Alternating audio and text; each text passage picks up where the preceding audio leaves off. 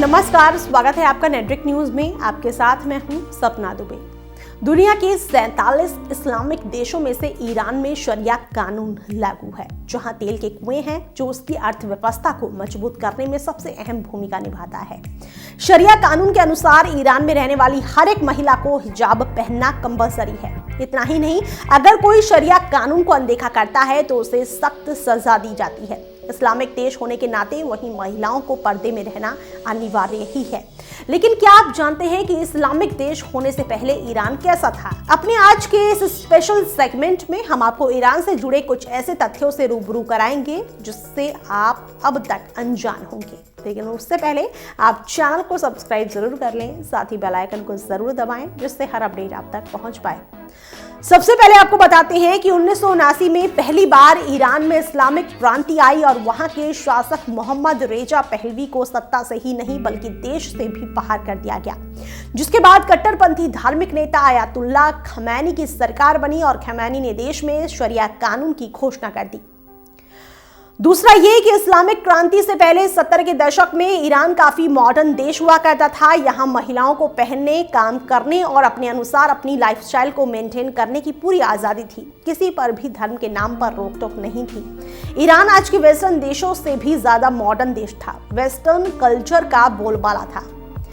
तीसरे नंबर पर आपको बताते हैं कि ईरान में वेस्टर्न कल्चर को इसी बात से समझा जा सकता है कि वहां पर फेमस पॉप सिंगर गुगोश हुआ करती थी, जो अपने गानों से धूम मचा देती थी। लेकिन शरिया कानून लागू होने के बाद महिलाओं की आजादी पूरी तरह से छिन गई और गुगोश को देश छोड़कर ब्रिटेन जाकर बसना पड़ा।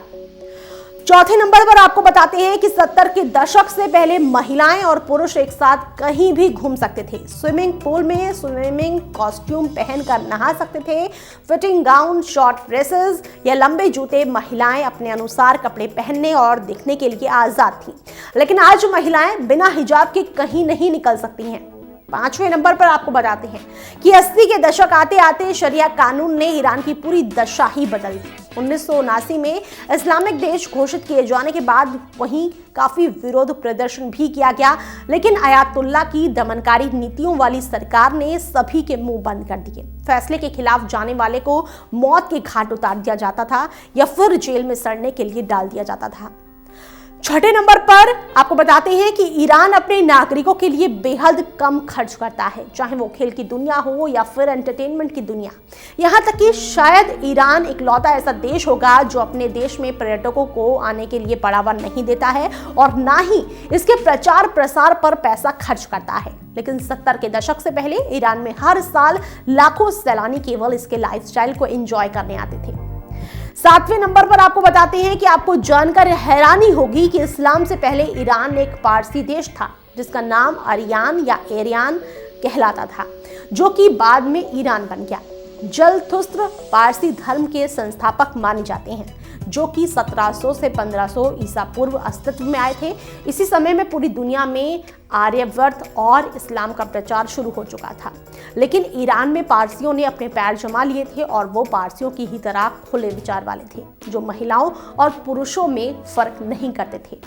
आठवें नंबर पर आपको बताते हैं कि अरब में रह रहे मुसलमान अपने आप को असली मुसलमान मानते हैं और ईरान में रह रहे मुसलमानों को वो लोग असली नहीं मानते हैं। अरबों का मानना है कि ईरान में रह रहे मुसलमान पारसी से मुसलमान बने हैं, लेकिन 70 के दशक में जब इस्लामिक क्रांति शुरू हुई तो इस्लामिक देश घोषित करने के साथ ही वहीं पारसियों की बची खुची निशानियों को भी पूरी तरह से खत्म कर दिया गया। फिलहाल के लिए इतना ही। बाकी ऐसे वीडियोस के लिए आप चैनल को सब्सक्राइब करना ना भूलें।